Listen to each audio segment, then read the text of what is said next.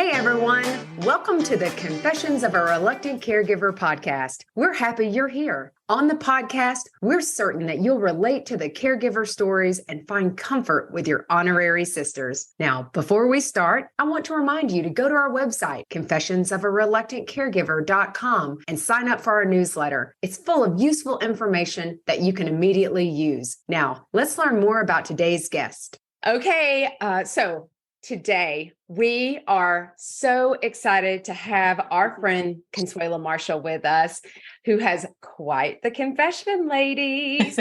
She'll be sharing the good, the bad, and the ugly with respect to caregiving. Yes. We can all relate. So, like all of us, Consuela has been a caregiver, but honestly, she's so much more than that. So, Jay, why don't you tell everyone a little bit about our sister in care? I would like to call her the sister in crime as well. So. Oh, I love it. I'll take that. So, Consuela, she has so many facets in caregiving. So, professionally, she has been an occupational therapist with the same agency for 20 years. She says she loves her community, and she has so many clients over and over again with different illnesses. Yeah. What is fantastic is when she says she sees them in grocery stores, she sees their families in stores, she sees them in church, and she loves that connection, which I love about you. Consuela, she lives in Baton Rouge, Louisiana. So she's a true Southerner. She's married. She says she's married and loving it. I do. Oh, wow. Are you newly married? She's got 3 kids. She's got 4 grands. She loves running, dancing, outdoors, gardening, plants, nature. And Natalie, she is your heart child because she hates cooking. Yes. She's got 6 sisters and 1 brother, but 6 sisters just about killed me. Wow. But she, Consuela, you became a caregiver. You've always been a caregiver, but when your mom, her health started to decline, and after a stroke, she stayed with you 6 weeks. She eventually moved in, and don't give it all away. Well, I know that, but these are the things that really hit me. This is what we really want to hear from you, because this is a confession. You said it was a struggle for her to adjust. And that struggle is for you and her. And this was the part, and this is definitely the meat where we want to get you to.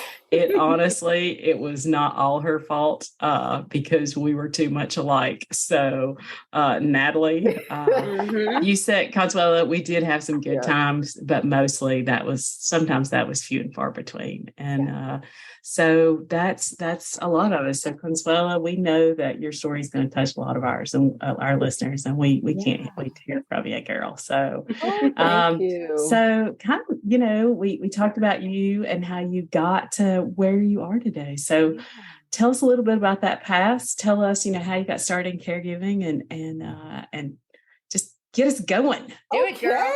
Well, thank you for summing me up. That's about it. Hates cooking. Caregiving intersects so many things. And in that story, I with every point, I could have went off in 100 directions of how life intersects so many ways along the path, and how we circle back around through certain things. And it's been quite the journey that I didn't even know I knew I was on it, but I didn't expect the turns. I didn't expect the scenery. I didn't expect the rocky roads on the course. I definitely didn't expect that. I think I was looking at it with more rosy eyes, and it wasn't that way. So, in regard to my mom, I'm going to back up a little bit, because I will just add that I do have a daughter with a disability. And it's just something I don't add to finding a foothold, but it is definitely a part of my life in that it also formed who I am. And adding that into the picture of all the other things that I do, it really just helped to mold my heart and fashion my heart to really want to help people who are at a disadvantage. Mm-hmm. And when it's your mom, you definitely want to come to her rescue and say, oh, I definitely want to help her. Mm-hmm. And often seeing that it's never often a lot initially. It's just learning how to fit into that. And then it's just a like ride the waves of caregiving is what I've tried to look at is how am I going to enter into that role and what and how to manage those ebbs and flows of caregiving is what is really the whole premise of caregiving is how do you navigate and how do you stay afloat in the ups and the downs of caregiving. So in helping me to do that, I have to pull from all of those aspects of my life. Yeah. Even before, I mean, where being a therapist really started with seeing my daughter having therapy. And it's like, I can do that. I love that. Wow. And then years later, just seeing how everything that you see as a challenge can really be overcome with little bitty steps that you make. Yeah. Or it's just little shifts in your balance that keep you afloat versus you're falling over the edge and then you're drowning. Yeah. And how to make those shifts as you're going through caregiving is really the key. Yeah. It really is and it's so hard to do it when it's your parent. Yes. And I would, and look, for me, in going into homes, and I'm like, hi, I'm Consuela, I'm the therapist. How are you doing? And I'm doing home health. I had on a different set of eyes that were very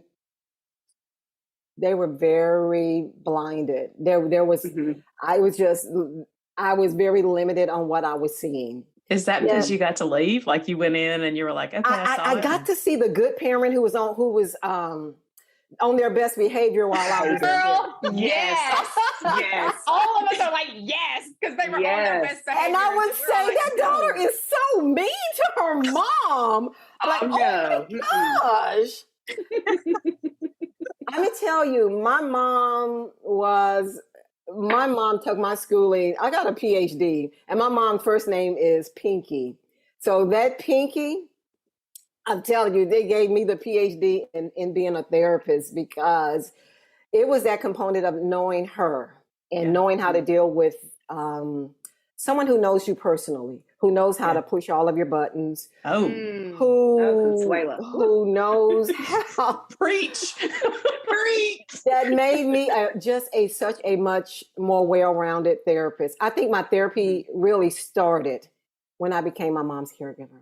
Isn't that I took it from another, it's always empathetic with caregivers because I do remember, even just in regards to my daughter, how it feels to be isolated when other people get to do everything or other people get to do stuff. And then, it's not like she couldn't do it. We did a lot of things, but, I always had a compassion in my heart for caregivers, but not like it took that turn when it was now my mom and I was the caregiver, and having to restructure how I looked at caregiving and how I just had more empathy for that person who is caring for that one, because you're dealing with more than just that physical aspect of caring for them. You're also having to deal with so much background noise, so much things from the past that filter into the caregiving that make it so much more complicated than just putting your hands on a person and doing a task. It is, it could be the simplest task and you were going to do it anyway, but just because they said it in a different tone. Ooh, Consuela, you're speaking my language. Well, and that was the things I had to deal with in caregiving is how to tamper myself, how to get myself under control while I'm caring for my mom, because bottom line was I never not wanted to do it. There was never a moment that I didn't care for my mom. I can honestly say there was periods I did not like my mom because the tension was so hot, was just so tremendous. Because I'm going to start this by saying that she did not want me to be her caregiver.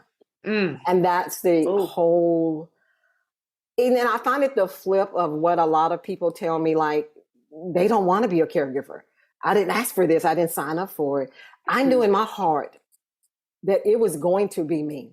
I knew out it of all beyond your a doubt. siblings, Out of all of my sisters, I knew it, because for some reason they thought I knew it all. I'm like, I don't know it all, but they knew I had an advantage because being a therapist, that I would be a better person to do it. No one ever spoke it. I just knew it would be me, because they always looked to me for answers. So I just sort of knew when the time came that it would be me, that I would care for my mom. Now, and you lived farther away from your mom, right? Yeah, I lived 4 hours away from my mom. Yeah. So you were a long distance caregiver for a window of time, whereas your siblings who lived closer, is that right? Yeah, they were direct hands-on.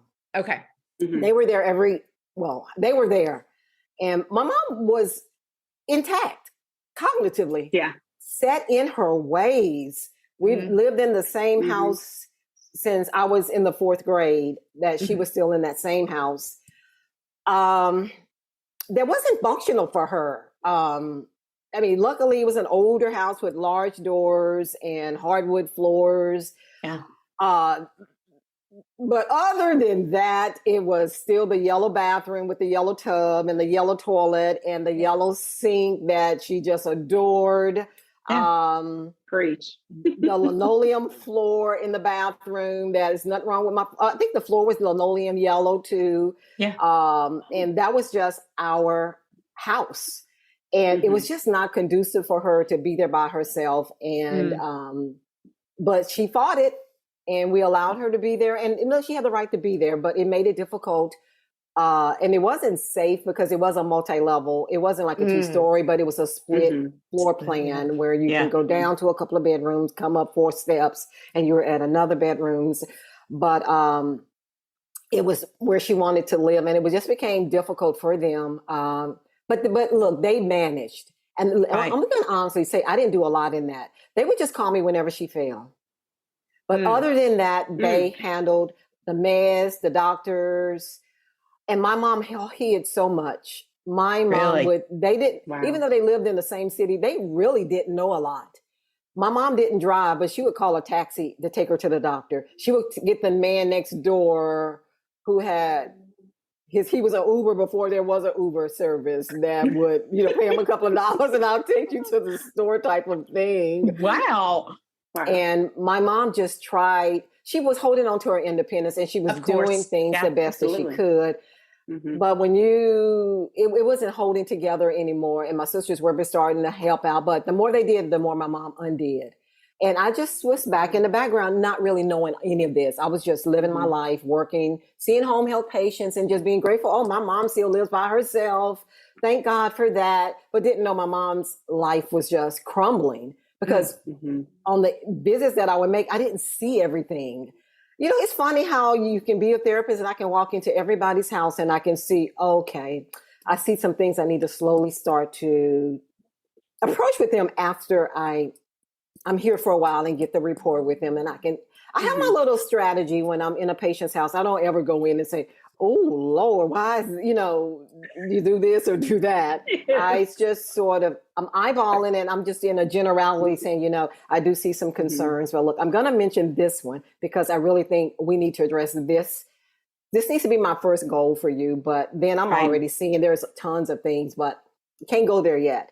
But in my mom's house, I couldn't really do that. I don't know. I would just come in and plop on that sofa that we've had for years. And tall as I am, I was having a hard time getting off. I mean, I was just like trying to get off of it, but that was our sofa. I mean, I never even saw that I struggled because that's just the way I sit on that sofa, on that corner. And isn't that interesting? It always been like interesting. That. Well, it's because you're going with you're right. You're going with a different lens into your client's home and thinking, oh, you're going to have problems with this, or you're going to have problems with that. And then I think it's because it's so personal. I don't know. Yeah, that could very well be it. And that the coffee table and the sofa, she couldn't get her walker close enough. So she would leave a walker on the other side of the room and like bent Oh my over gosh. 90 degrees and holding on and walking through a little space, this little, to sit on the sofa and then go boom, because the sofa was so low. And then trying to struggle. I'm like, then one day I just walked in there with my therapist lens on and I'm like, Ma, this is just not working. Why? Yeah. And I didn't even use my skills that I know. I was just like, Ma, we got to move this table. We got to do this. I'm moving rugs. So you came in like a wrecking ball, like me. But you know what? I think I did it I think just going back to my childhood came out. Like, for so many years, that's just how we talk to each other. Yeah. She didn't ask us questions. She like, tell us what to do and accuse one sister. We were like, we had a very lively childhood. I'm just going to say that. I like that word. Words. That's how we talk about was it. lively. We had lively, and it was good. My mom was a single mom, and she protected us. I'm telling you, we had to go in groups everywhere. So we were, and just the language that we had. And I think all of that just came back out. And I'm just like, do this and do that. And then my mom's like, you don't tell me what to do. You're my daughter. There it goes. Yes. What to You're do. my daughter. Do not tell me what to do. Finger point. Yes. And I can see that now, how I didn't approach it the right way with my mom. So when I say we were too much alike, I think if I had approached it a little bit kindly, she would have been a little bit more receptive to that. But it's like when my eyes opened and I saw that rug in the kitchen on top of a slick floor, the rug had no backing. And I'm like, Mom, you got to move this rug. This is why you are falling in the kitchen. And just not softening that and really going in there and telling her what to do. It started, I think, her being so defensive toward me. So I'm curious, how would you have said that to a patient, Consuela, if somebody had a rug like that? What would you have done? What would have been done differently if you'd had a patient that was like that? And it's going to be dependent on who's living with them and everything. I'm in the mode. And if they were my mom, okay, I've done my little assessment. I got my computer and I'm just like taking all my tick marks. Okay, I'm like, look, there's a couple of things that I think are quick fixes, but I want you to think about this. I mean, it's no big deal. And I try to tamper it just like that. Yeah. You see the rug by your stove? If you step on it the right way, and I'll go in and demonstrate, I'm like, woo, you see what can happen? Okay. Or I'll go get their walker and I would get in and I'm like, you see what happens? Like, does this ever happen when you're in here? Okay. And they would say, yeah or no. I'm like, that's how you fall. So look, don't have to move it, but I'm just going to let you know if you leave it there, that's what's going to happen. Okay. But think about it and kindness, we'll talk about it later. Okay. So it's just really saying it softly with them. I didn't have that with my mom. I think I went in and just hit her with a bulldozer. And it I think it set the tone for our relationship. Yeah. And that's interesting. Yeah. That's interesting. So here's the thing. I know that you had mentioned us in another conversation that you got to this point and your mom had been falling and she would be in the home by herself for a window of time and she could lay in the floor for hours. And so what was the breaking point where you said, I'm going to move her in with me? Well, dun, dun. We had attempted several times. The falls were coming. And we did not know her doctor was already telling her, if you fall one more time, you're going into the nursing home. Although they could technically not have done it because she was able to make her own decisions. Yeah. Right. But they were threatening her, but she wasn't telling that. And my sisters, I did not know we're not going into the room with my mom in the back. Ooh, that's important. That was, I didn't know that. I'm like, but y'all went to the doctor with her? Well, we don't go in the back. She won't let us go in the back. I'm like, oh my gosh, y'all are not going in the back. Why are y'all going if you're not going in the back? So I was just like, I didn't know the whole picture. And that's what I'm going to say with caregivers.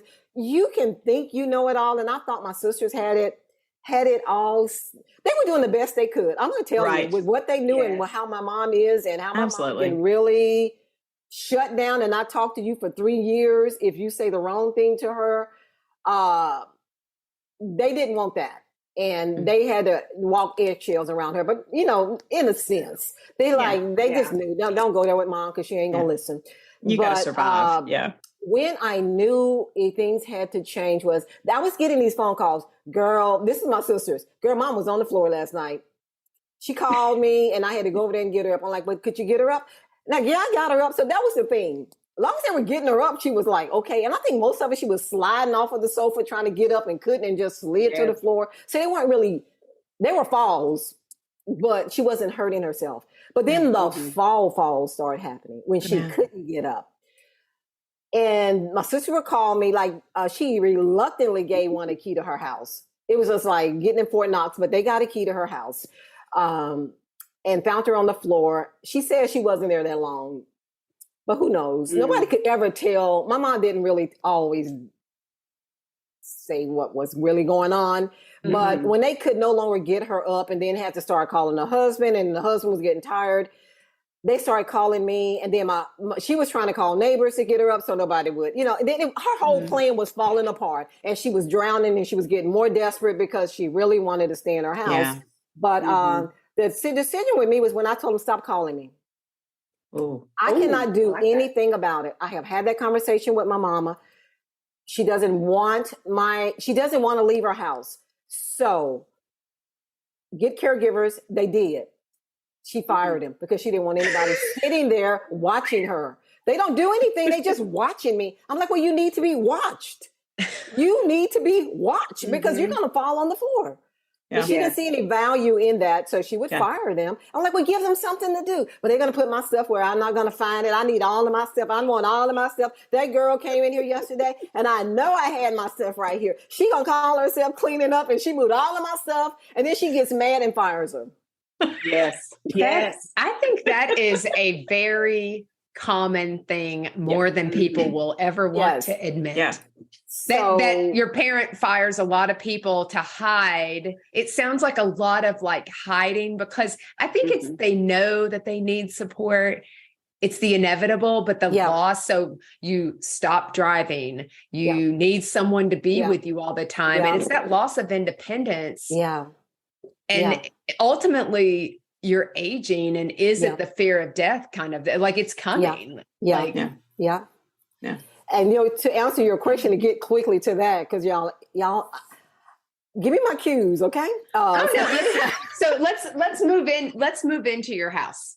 Okay. So when it's like, we're not doing this anymore, don't call me. She had been on the floor several times and I'm like, okay, nice to know that.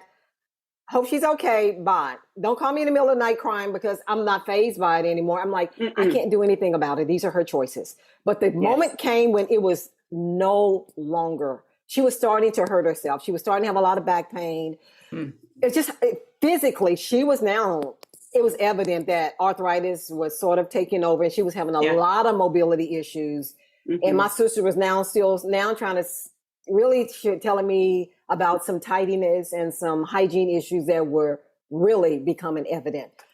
Yeah. So they were all on the phone after this big fall, and she went to the emergency room. So then I'm up there and I'm like, you're not going back home. Yeah. But we didn't really have a plan. so she had to come back home because we did not have a plan. Other than, you ain't going home, but I couldn't get her from the hospital and take her here. So we actually had to get her back home, get therapists there, and sort of get her better while we making a plan. But as she got better with the therapist, she fought again. And, I'm better. I don't need to go anywhere. But I'm going to fast forward till one day, her plans were just not working and she was here. Yeah. And in the meantime, you all, I had started preparing because I'm thinking this is expensive. I hear these stories all the time. My mom doesn't qualify for Medicaid. She can't have nursing home placement. And really, I don't want my mom in a nursing home. I think I can take care of my own mom. Yeah. I mean, my house is totally accessible. I mean, really, my house was accessible from the bathrooms, just from my daughter's needs, everything. When we built even the kitchen just everything where she could cook, right? And everything. Because I don't like to cook. I'm like, I got to make sure this kitchen is set up because she's got to get to the stove. She's got to get to, technically, my daughter doesn't walk. Yeah. Not even today. Yeah.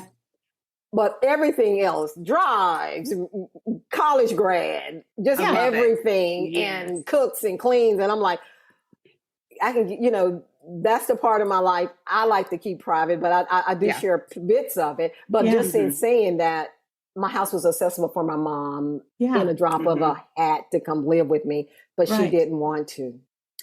She wanted to live with my sister.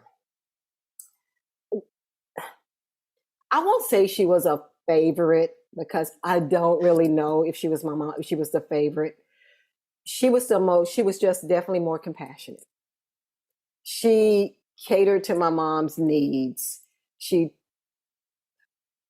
She allowed herself to be manipulated by my mom, which is not a bad thing. We're all like, I think my sister Consuela, JJ is on the top left corner of my screen, and Emily is clearly at the bottom. And JJ is above Emily, and we're both pointing at the same direction. Consuela, she calls me JJ probably 50% of the time. I'm like, listen, your favorite is not here. Yes, so, it is because, and you just hit the nail on the head. So look, I don't know if I'm easily manipulated. Like I live in the world weak. of.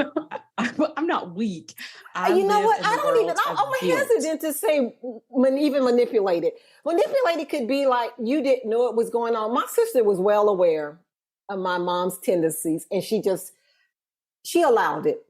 Was she guilty? Because all I did was live in the world of guilt. Like if I don't take care of her, let her do what she wants. I was like, I think it was my sister's way of giving back to my mom. Look, my mom always thought my sister was going to go to Texas to go to school, graduate, and come back and live with her. Well, you meet husbands in college and you never come back. But that was right, girl. And it broke my mom's heart that my sister did not come back. To be with her. And there was always this reunion, I think, wanting to happen. Okay. And so she just knew my sister was going to say, come on to Houston. You can live with me. No. So she moves in with you. You got her. And then what kicking happened? Kicking and screaming. And I'm going to tell you, I was going to say that I knew I had to come up with a plan. So I opened a personal care home. So I don't even share a lot about that, but I did. And just saying, I can't afford this. I have to work. I have kids in school. And my mom wasn't totally needy. And then I did have my daughter who was still here. She could be eyes and ears. I mean, look, she was actually a big part of the caregiving because my mom listened to her. My daughter can go in there and talk to my mom. She said, Mom, you were being mean to mom, saying mean. All she was in here doing was trying to help you, and you just lashed out at her. And then I hear my mom like, well, she ought to know. And she would just go, and then my daughter would just talk to her. And when I couldn't get my mom to eat anything because she thought I just couldn't cook. I don't like to cook, but I can cook. I just don't. I think it's a waste of my time. I could be doing something else besides cooking. But that's a different podcast. But so she just didn't listen to me, and she just wouldn't take, going back to the past. I was not the one to present any messages to my mom because we were too much alike. Right. So I prepared for my mom, and I thought, so as I opened my business, I had other residents coming in, and they're just living in a 6-bed care room. And as the beds were filling up, I kept saying, no, this room is taken. I kept the biggest room for my mom. And then actually, I just sort of hung out during there, and that sort of became my sort of office and made it work for me until my mom came. Yeah. And then when my mom came, she came kicking and screaming. I had told all the other residents, my mom is coming this week. And y'all, she's finally here. We had been talking about it for about 2 years at this point. And when she came, my mom was so mad. She wouldn't talk to the residents. I don't need to be here with these other old people. And I had a whole schedule of what time is breakfast. I mean, the whole schedule. The state makes you have everything. It's not like I open my doors of a house and I'm just rolling people in and y'all just do what you want. I mean, I had care plans. I did everything according to the board. And I had my menus. I had 60 days of menus, and look, I need those menus. I need to go up in the attic and find them. And I had routine. Breakfast starts at this time. If you're going to bathe in the morning when the girl comes, you're going to bathe at this time. If you prefer to bathe at night, the nighttime girl would bathe you at night. Right. Mom didn't want to be told what to do. And it just became such a struggle to get her to fit into the groove. So actually at one point it was just like, take her to my house. Just take her to my house and just let me deal with her there because she's making it so difficult here. Wow. And you really, in your heart, I feel like maybe one of the purposes of that home, you had so much hope that it would work. It was all for her. That was the whole thing. I didn't need anything else to do. Yeah. Although I really enjoyed doing it and it was very rewarding financially, everything. And still have tons of friends right now from those same families that we can stand and talk for ages about all the fun things that we did for the holidays with them and everything. And how they knew I hated to cook. So did you eventually move her out?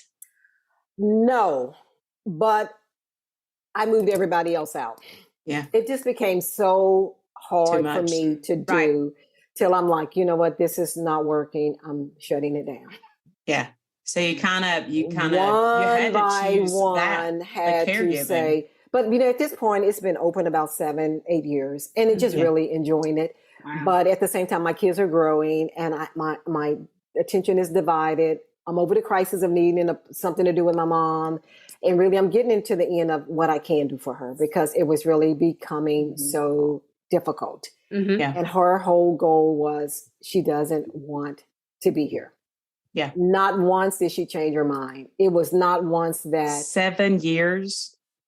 7 years that the business was here. But she still didn't want to be there. How long has she been there? Oh, now she's passed away now, but I want to say, I don't know. I would say about 4 years she was actually a resident of the facility. Yeah. And over the time, just adding new residents have passed away, get new residents, but my mom was always there. Yeah. She did, get some friendships with one of the people who were there, but and she settled in when she really knew I'm not going back home. Yeah. My struggle and what made it difficult to me is that I felt rejected the rejection I was feeling, that I've given so much up. Yes. The expense of buying this home, this was a house, and totally getting it renovated by going through all of the inspection process, coming up with all of the policies and procedures and the marketing and all of this was really based on my mom's needs. Yeah. And then for her not to even want to be here was really just a dagger that I struggled with. And along the way, issues with just being able to get away, not from the business. If I wanted to get away, I really could get away. And the people who were working for me, my mom came with the thing, but it was always more complicated than that. It was always, I had to make allowances for the people that were residents and then my mom. You understand? Because my mom was like a different package. Yeah. She could, it's like I always needed to have it was just another element there that made it so much more challenging for me. Well, that's what, Consuela, that's true, because when Emily wants to take a break or go away, the issues that we find, because JJ and I are long distance, we're farther away, is that you can schedule somebody, and we have to schedule for mom, but what's the backup plan to the backup plan in case the caregiver doesn't show up? And then it totally ruins the plan. And when they don't show up, because services can be unreliable more times than not, I think, Emily, you would probably say they're unreliable. Correct. But Consuela, when you went away, and Emily, what the impact when you go away, like what are the ramifications when you come back? Yes, ramifications. Like, mom, you kind of feel, I don't know whether you feel guilty, but mom is almost angry when you've gone away. Yeah. If I'm not there, she wanted another sister there. That's sort of the thing. She didn't belong here. So why am I leaving her here with that girl? Yeah. The girl always had a name, but every worker that I had was that girl. That girl. Why are you leaving me here with that girl? And I sort of felt like she was most comfortable with having one of the siblings here. Yeah. And there were 3 of us that shared in that. And they did what they could. I can honestly say I have no animosity toward any of my sisters. They showed up in their own different ways, and they both had, and they all had their purposes. One was the lotion potion girl that massaged my mom from head to toe. I didn't do any of that. I didn't have time. I'm like, slap, rub, get a dry, put it on. It'll so clean. It's lotion.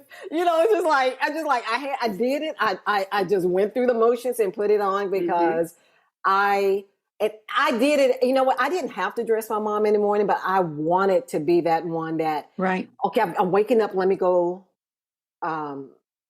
over there and get mom up. I think I put that responsibility on myself, where I had a caregiver and she did, but she knew I was coming to do my own mom. Yeah. So I would come over and I would do my mom, get her up and get her dressed. And I look back now, I'm like, I think I tortured myself because I could never do it right. You're rolling me too hard. You missed the spot. You being rough on me. And I think I was just longing for her approval in addition to wanting to make sure she was cared for. And although I did know the other girl would do it. And sometimes she would say, Miss Consuela, don't come home. Don't come over here.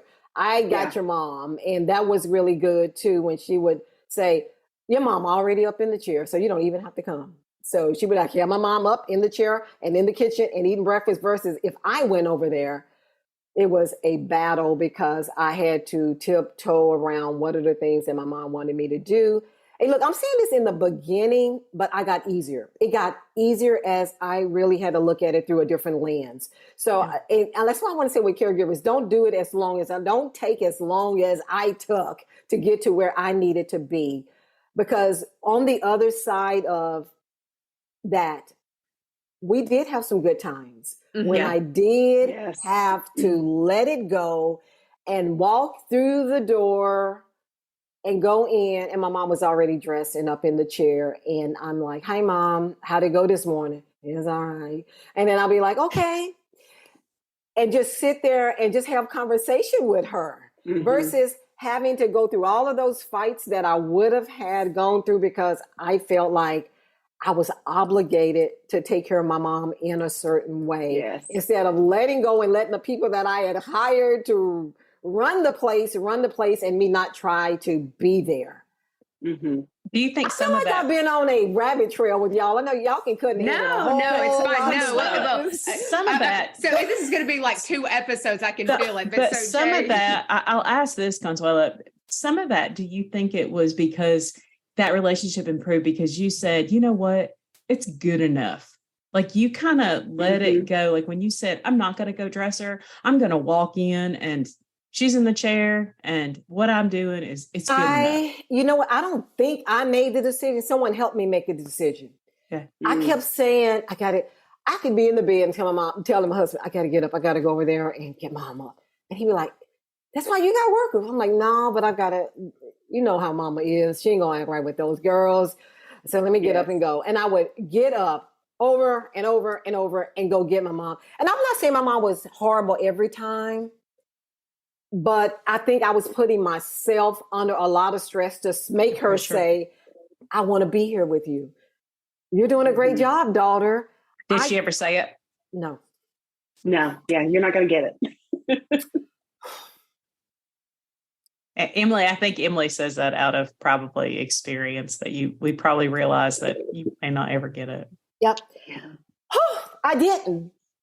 But from her, but I do know I received it. I received it from the person who's giving me the reason why I needed to do it. Yeah. And who's giving me the strength to do it. And I had to put it back in his hands on how to do it. And that's the whole premise of finding a foothold. You may feel in your heart you need to do something to care for your parents, but then the waters get really muggy when you don't stay balanced in how. The how is where everybody falls off the surfboard, falls off the track is in the how. So everything that I said to her now, if y'all can just cut and edit and just like throw it out the window, this is really the meat. You can want to care for your loved ones because this is this thing put in your heart. And I can say, I didn't put it in my heart. I did not wake up and say, because, for me, I could say, I've had my years of caregiving because it was rough raising my daughter and finding a path for her and helping her find her way and just, and balancing the marriage and all of that during these young years when we thought, okay, child number 2, this is going to be easy because we've had number 1 and it didn't go anything like that. And we were all in the marriage, like almost like, why? Why us? But it had made such a strong marriage. When I tell you, and I'm going to say this, you can't do this without a husband. You can. But for me, it would have been so difficult because he's the one who kept me sane. I would agree with that. Who kept me, I don't want to say out of jail because I didn't ever want to break the law. My husband keeps me out of jail. But I thought the thought because it made me feel good, but I know it was just the bad part of me like, ooh, if I could, And I've had her threaten because she would throw this number on me. I wish I was dead. Oh, that's what she would tell me. We get that one too. So one day in hospice. That's what she says. That's put me in hospice. Just go ahead and call hospice. Mom, we don't live in a state where we're allowed to just, basically do euthanasia for the youth. We can't put you down. We can't take you to the vet. Drop me off at skilled nursing. Don't say that. That's true. We either drop her off at the vet or the nursing. Just drop me off at the nursing home, girls. Just take me now. My mom would just, whenever I didn't do anything that, the way she wanted was like, I wish I was dead. And then one day I was just not in the frame of mind and I was fixing her bed and I was doing things and just getting her turned and rotated. And I had this pillow in my hand. I said, Mom, what you say? I wish I was dead. Because she knew that would get to me. I would leave the room like, Mom, don't say that. So I just had the pillow in my hand, y'all, and God is my witness. I just laid it on her face like that, and I folded my hands like that. And she went, blah, blah, blah, blah. She was just like, just like threw the pillow, and I'm like, don't ever say that to me again, Mom. Please don't ever say that to me again. Do you know how much that hurts? And she looked at me. Oh, it does. I said, Mom, what were you thinking when I put that? I thought you was going to kill me. I said, Mom, I would never do that. But do you know how that feels when you tell me keep bringing that up when I don't, like, Mom, it's time to get out of bed. And she gets mad, I wish I was dead. I'm like, don't ever say that again. Yeah. Your wish might come true. True. And not from you. I don't think that's not from me. I never would have done that. It was just like, Ma, that was just one of those things that she would do because she knew it. Well, she got a rise out of you. That was the button. She knew my eyes was going to get teary and she knew I was going to be angry the rest of the day because I didn't do something that she wanted to do. I always try to hit it with humor when she, will say those things. And I'm like, I wish I was dead. I'm like, honey, not today. We're all going to die, but not today. And that really kind of zips it pretty fast. It sounds like, because we want to get to our sister questions. Yeah. And so, because I really, again, there's so much more to unpack. This is so good. I don't know about good, but I got it out. You know what? This is so, when I say this is so good, it's so authentic. Yes. It's so authentic because I think this happens in so many families and no one wants to talk about that, it's just so flipping hard some days. I've walked in to see my mom before and she looks at me and she says, where's JJ? And I'm thinking, what the hell? Like, you have not seen me in a year and you say, where's JJ? I could beat you to death right now. And I'm like, hold on, Mom, let me go find the second coming Jesus's younger sibling. I know that we want to jump in and get the sister question, but I have one thing that Consuela told us, because one thing in our first call, Consuela, and it was that, the relationship wasn't perfect and you didn't always think that everybody saw that. And I know for our listeners, your mom did pass away, of course, but there was something that happened at your mom's funeral. Oh, yeah. That Pinky was everybody, everybody thought Pinky was perfect. Yeah, her funeral was hard for me because I was steaming hot, mad. Yep. A lot had transpired in the end with her going to the nursing home, and some anger, or not some anger, just some disappointments from some sisters that I made that transition. But I waited and I held on, just thinking that, the day's coming, and then it was just, I'm going to pass through that part of it. Yeah. Yeah. And it is just the good times of where she wanted to be and to enjoy life before she got so in pain. Yeah. Yeah. Those years had passed till it wasn't going to even be enjoyable to make that move. And to make that move at that point would have it was to feel that need of the sister versus allowing my mom to really enjoy those final years with that. Not that my sister did anything wrong, because this was my mom's story in my mom's head. Right. And I do believe I was the one that was supposed to do what was being done. Yeah. And it wasn't meant for my sister to do it, but my mom didn't believe that. She had her. Yeah. But it was something that your pastor said. But then at the funeral, everybody was giving the accolades, and I knew some of it was true. And look, some of it was like fresh for me because I had forgotten a lot of stuff. Yeah. Being bogged down with the rejection every day of what I was feeling. Yeah. And I can't even blame that on my mom. See, I'm going to tell you how much growth is. Before, I always saw my mom make me feel rejected. I made myself feel rejected because I wasn't doing it the way that it was supposed to be done. I didn't let go of that need to get her approval until much later. Yeah. And once I got that, I would tell you, there was going to be a period, even when she was in the nursing home, that I felt this freedom, and I went up there and we had good times. Yeah. Where we had these times where we could laugh about things and little jokes while me sitting next to her bed that I wasn't doing when she was in the home with me. But at the funeral, it was just like everybody was saying a lot of good things, and they were asking if anybody else wanted to say anything. And I had sisters that actually were bold enough to get up and talk and wipe away the tears and say good things about my mom. Number one, I didn't have anything to say. Okay. It was hard. And I was sort of angry at myself that, girl, why don't you have anything good to say? And I just couldn't think of anything. I couldn't think of anything. It was just so depressed and pushed down that I really didn't think I had anything I needed to say. Did I hate my mom? No. Did I wish she was right there in the coffin? No. But I was just numb. I didn't have anything I wanted to say. And then I was starting to get angry because everybody had all these little stories about how wonderful she was. And I'm like, I was confused. I was just like, Then the pastor, he got up and talked.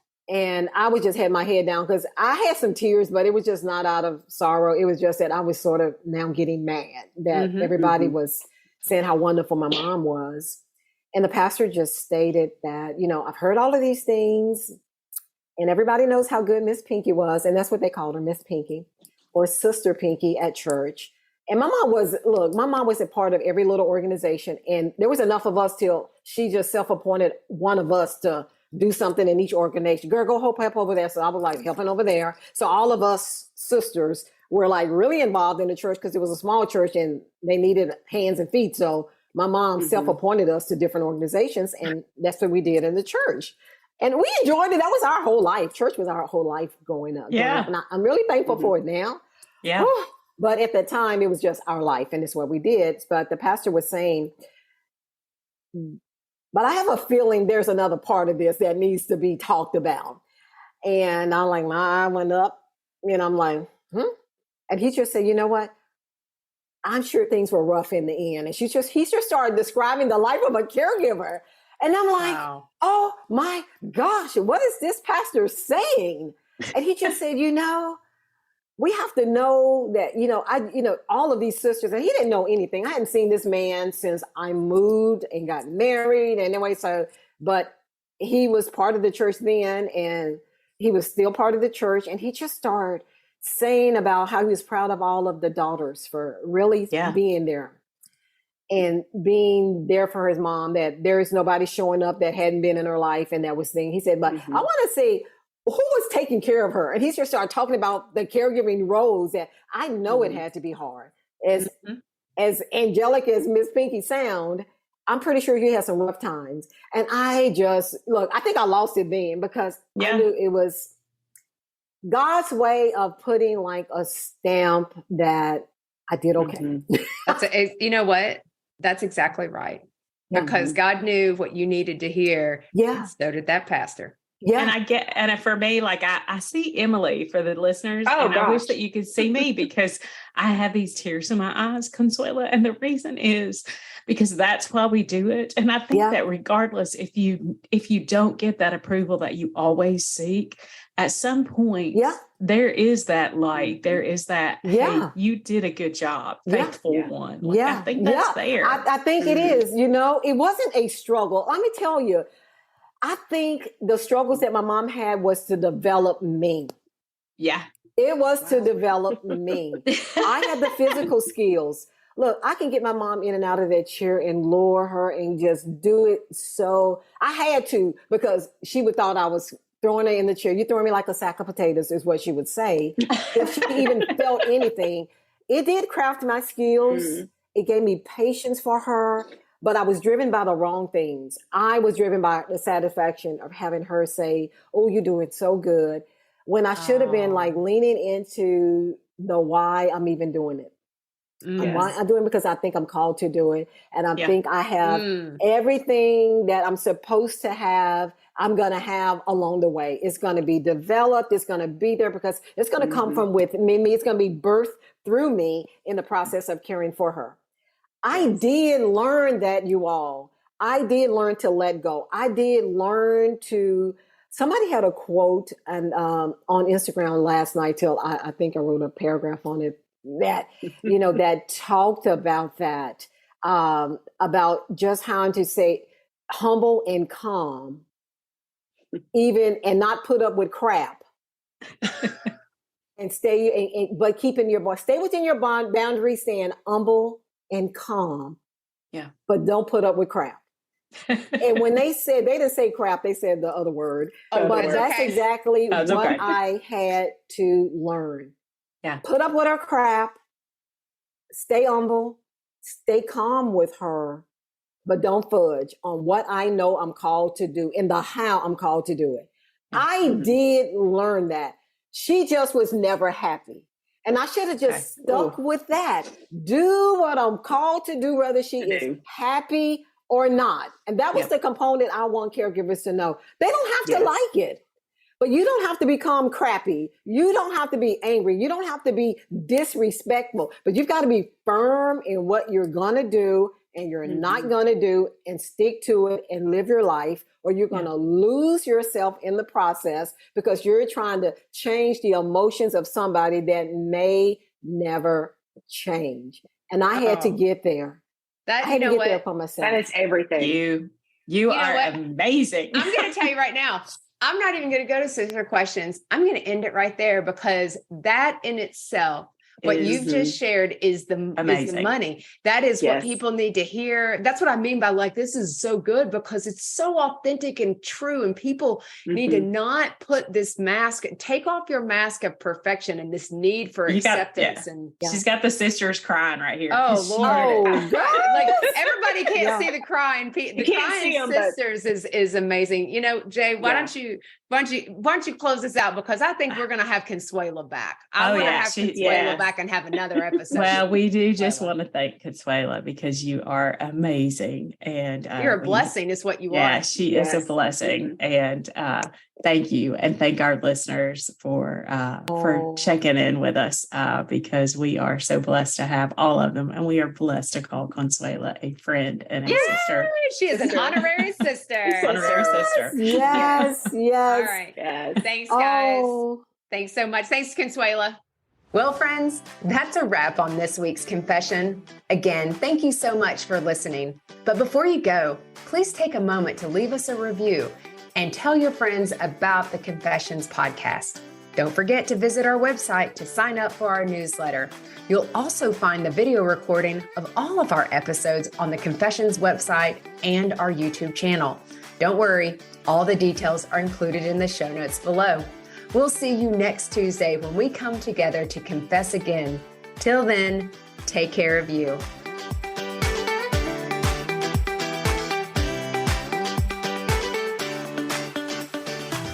Okay, let's talk disclaimers. You may be surprised to find out, but we are not medical professionals and are not providing any medical advice. If you have any medical questions, we recommend that you talk with a medical professional of your choice. As always, my sisters and I at Confessions of a Reluctant Caregiver have taken care in selecting the speakers, but the opinions of our speakers are theirs alone. The views and opinions stated in this podcast are solely those of the contributors and not necessarily those of our distributors or hosting company. This podcast is copyrighted and no part can be reproduced without the expressed written consent of the Sisterhood of Care, LLC.